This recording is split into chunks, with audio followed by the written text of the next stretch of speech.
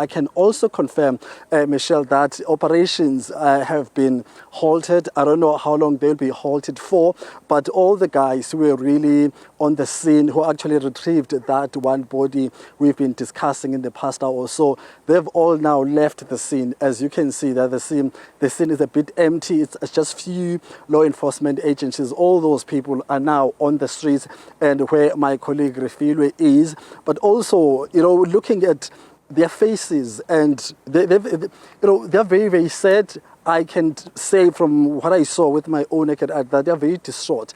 They've given up, and of course, I don't know how then the community leaders will convince them to return to the scene, and also how they're going to inspire them to really keep on going, because they really look defeated. But also some of them we've been talking to off camera, they say that they will not discriminate whether someone who's underground is alive or deceased. They'll try their level best to retrieve as many people as possible, but they will have to convince each other then to really return on site. So we don't know whether these proceedings are halted officially for today, maybe expected to resume later, or maybe they are just waiting for this forensic pathology vehicle and all the investigations, all those things must be done, and then maybe later on they will return on site. But also they're trying to mobilize, lunch for those gentlemen. But also, I think the issue of PEEs is very important. It's been something that has been lacking. Health officials or health vehicles were here yesterday.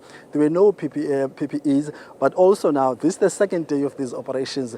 These gentlemen are coming to us where we are, just sharing with us, the situation. They feel as if they're not being taken seriously. No one cares about their health. They just want to, they're alleging that they're just being used to go and do this operation as people who are experienced. So that is the situation for now. So we'll wait and see then what is going to happen once the scene has been cleared, whether they'll be allowed back on the scene. However, we also understand that community members, community leaders we've been engaging with throughout the day have taken upon themselves to mobilize those safety measures such as PPEs, whether it's in the form of mask or gloves.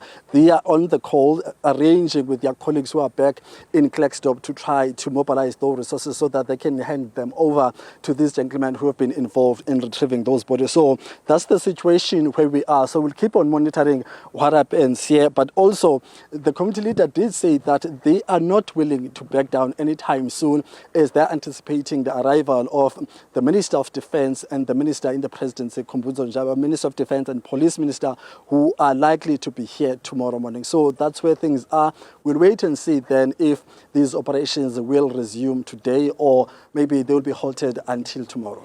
Ziniko, before we let you go, what are police and the community saying about the difficulty perhaps of this operation in a context where these alleged zamazamas might not want to resurface?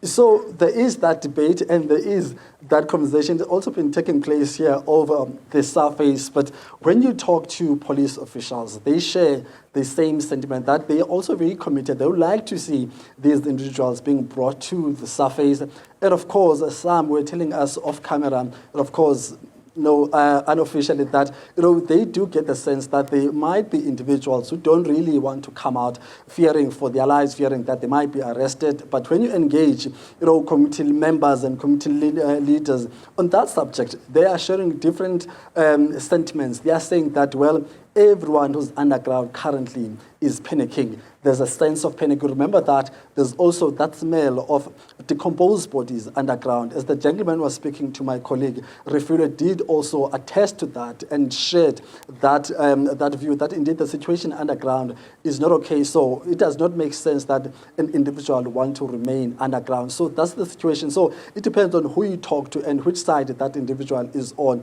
But from what we are saying, from the committee members who we are talking to, because there are committee members who've been constantly coming to this shaft to see or maybe have a glimpse of their loved ones, coming out of that shaft alive. But also there's that now interesting situation, a very awkward moment where there's a body that has been brought on surface, such as the one who was brought on the surface just an hour ago.